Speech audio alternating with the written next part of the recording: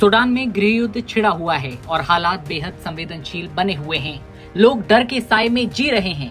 शहर अल फशीर के पास ऊंटों पर सवार कुछ लोग आए और देखते ही देखते लगभग 200 लोगों को एक लाइन से मौत के घाट उतार दिया। रिपोर्ट्स के मुताबिक ऊंटों पर सवार हमलावरों ने पहले लोगों को घेरा और फिर उन्हें एक तालाब के पास जबरन भगाते हुए लेकर गए। कुछ चश्मदीदों ने बताया कि इस दौरान वे लगातार नस्लीय गालियां भी दे रहे थे और फिर अचानक उन्होंने उन पर फायरिंग कर दी। इनमें एक खुशकिस्मत पीड़ित ऐसा भी है जिसकी किसी तरह जान बच गई। दरअसल जो हमलावर उन पर गोलियां बरसा रहे थे, उनमें से एक हमलावर ने इस शख्स जिसका नाम अलखेर इस्माइल है उसको पहचान लिया था, जो कभी उसके स्कूल में पढ़ा करता था और इसी वजह से उसने उसे जाने दिया।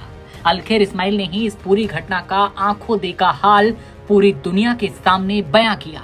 इस सामूहिक हत्याकांड का आरोप अर्धसैनिक संगठन रैपिड सपोर्ट फोर्सेस यानी कि RSF के लड़ाकों पर लगा है, जिससे वहां एक बार फिर से जाति आधारित नफरत और बदले की हत्याओं को बढ़ा दिया गया।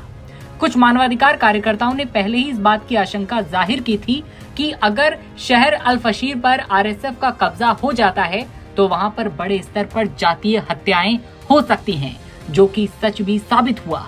इस घटना को लेकर संयुक्त राष्ट्र ने भी चिंता जाहिर की है और इसे एक तरह का युद्ध अपराध माना है। हालांकि सूडान के अर्धसैनिक संगठन RSF का दावा है कि सूडानी सेना SAF दरअसल अपनी हार छिपाने की कोशिश कर रही है। RSF ने इन आरोपों को पूरी तरह से खारिज कर दिया है। RSF की तरफ से कहा गया कि मीडिया ये सब बड़ा चढ़ाकर दिखा रहा है और सेना अपनी हार छिपाने की कोशिश में लगी है। उन्होंने कहा कि RSF लीडरशिप ने किसी भी उल्लंघन की जांच का आदेश दिया है। कमांडर ने दावा किया कि कुछ सैनिक और लड़ाके नागरिक बनकर बचने की कोशिश कर रहे थे, इसलिए उन्हें पूछताछ के लिए ले जाया गया। ऐसी कोई हत्या हुई ही नहीं जैसा दावा किया जा रहा है। दरअसल सूडान में गृह युद्ध की शुरुआत की बात करें तो अप्रैल 2023 से ये गृह युद्ध शुरू हुआ। ये तभी से लगातार जारी है।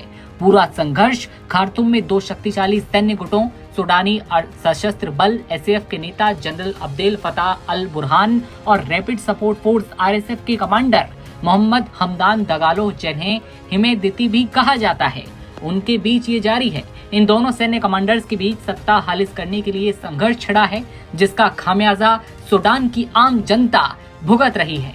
हालांकि ऐसा नहीं है कि ये दोनों हमेशा से एक दूसरे के खून के प्यासे थे, बल्कि साल 2021 तक ये दोनों एक साझेदार की तरह थे और फिर सूडान में इस तरह के हालात अब लगातार दिखाई दे रहे हैं।